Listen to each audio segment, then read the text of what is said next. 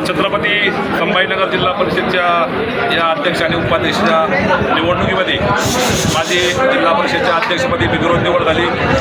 उपाध्यक्षपदी आमचे जितू बाबा जयश्वर यांची बिनविरोध निवड झाली. खरं म्हणजे भारतीय जनता पक्षावर आम आदमी सर्वसामान्य जनता यांचा विश्वास आहे आणि या विश्वासावर जवळजवळ संपूर्ण नंबर 1च्या क्रमांकाने आमच्या सीट्स या छत्रपती संभाजीनगर जिल्ह्यामध्ये निवडून आलेल्या होत्या आणि बहुमतासाठी जो काही मॅजिक आकडा आम्हाला पाहिजे होता त्या आकड्याची देखील जुळवाजुळी या ठिकाणी झाली आणि म्हणून जे कोणी त्यात आणण्यात व्यक्तींना या ठिकाणी जिल्हा परिषद अध्यक्ष उपाध्यक्षासाठी त्यांचे नामनिर्देशपत्र दाखल करायचे होते त्यांना समोर या ठिकाणी त्यांचा पराभव दिसला आणि म्हणून त्यांनी या ठिकाणी त्यांचे नामनिर्देशपत्र भरले नाहीत आणि म्हणून माझी आणि माझ्या सहकारी जितू बाबा जयश्वर यांची अनुक्रमे छत्रपती संभाजीनगर जिल्हा परिषदच्या अध्यक्ष आणि उपाध्यक्षपदी या ठिकाणी बिनविरोध निवड झालेली आहे. आणि निश्चितपणे जोपर्यंत आम्ही अध्यक्ष आणि उपाध्यक्ष आहेत तोपर्यंत खऱ्या अर्थाने छत्रपती संभाजीनगर जिल्ह्यातील या संपूर्ण ग्रामीण भागाला चांगला न्याय देण्याचा प्रयत्न आम्ही या ठिकाणी करू. जय हिंद, जय महाराष्ट्र, जय. साहेब, महायुतीमध्ये फूट पडल्याचं दिसून आलं आहे, काय सांगाल त्याबद्दल? महायुतीमध्ये तसं बघितलं तर फूट काही पडलेली नाहीत. भारतीय जनता पार्टी, राष्ट्रवादी काँग्रेस, अजितदादा पवार गट सोबत होतं. शिवसेना, शिंदे गट यांना भारतीय जनता पार्टीने या ठिकाणी त्यांचे उमेदवार क्रमांक 2ने या जिल्ह्यात विजयी झाल्यामुळं त्यांना उपाध्यक्षपद देण्याचं कबूल केलं होतं. परंतु त्यांच्या काही नेत्यांच्या डोक्यामध्ये अविचार आला आणि संपूर्ण जिल्हा परिषदचे अध्यक्ष, उपाध्यक्ष, इथून पुढचे सगळे 4 पदाधिकारी हे केवळ आमचेच होतील या ईर्षेने काही नेते मंडळी या ठिकाणी पेटली होती.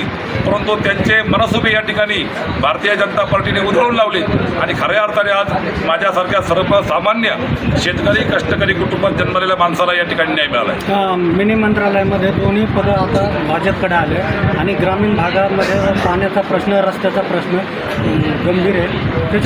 4 वर्षापासून संपूर्ण राज्यामध्ये काही कारणाने सुप्रीम कोर्टामध्ये स्थानिक स्वराज्य संस्थेच्या याचिका प्रलंबित होत्या आणि म्हणून या ठिकाणी प्रशासक राज होतात. 4 वर्षामध्ये प्रशासक राजमध्ये किती कामं झालेत, किती झाले नाही ही सगळी संपूर्ण जनतेला ज्ञात आहेत. परंतु सिंचन असेल, पाणीपुरवठा असेल, बांधकाम असेल, समाज कल्याण असेल, महिला बालकल्याण असेल, कृषी असेल, पशुसंवर्धन असेल, हे काही डिपार्टमेंट आमच्या जिल्हा परिषदच्या अखत्यारीमध्ये येतात. त्या संपूर्ण डिपार्टमेंटचा येत्या 5-7 दिवसामध्ये अध्यक्ष आणि उपाध्यक्ष आम्ही आढावा घेणार आहोत आणि या जिल्ह्यामध्ये 9 पंचायत समिती आहेत. 9 पंचायत समितीमध्ये आता मार्च महिना याला थोडे दिवस बाकी आहेत.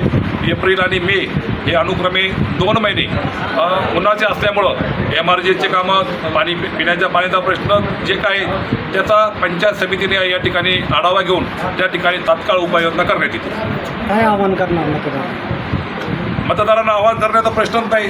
सगळ्यात प्रथम आज छत्रपती संभाजीनगर जिल्हा परिषदच्या अध्यक्षपदी माझी निवड झाली. माझा माळगाव जिल्हा परिषद गट हा सातत्याने 25 ते 30 वर्षापासून माझ्या ताब्यात आहेत. माझ्या हाताने ही 6वी जिल्हा परिषदची निवडणूक होती.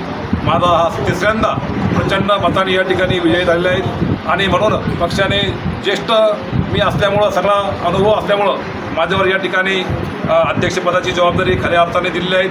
मी सर्वप्रथम माझा जिल्हा परिषद अध्यक्षपदासाठी आज जो हा विजय झाला, हा विजय मी माझ्या मालगाव जिल्हा परिषद गटातील 18 गावातील जे माझे तमाम मतदार बंधू भगिनी आहेत यांच्या चरणी या ठिकाणी सर्वप्रथम समर्पित करतो.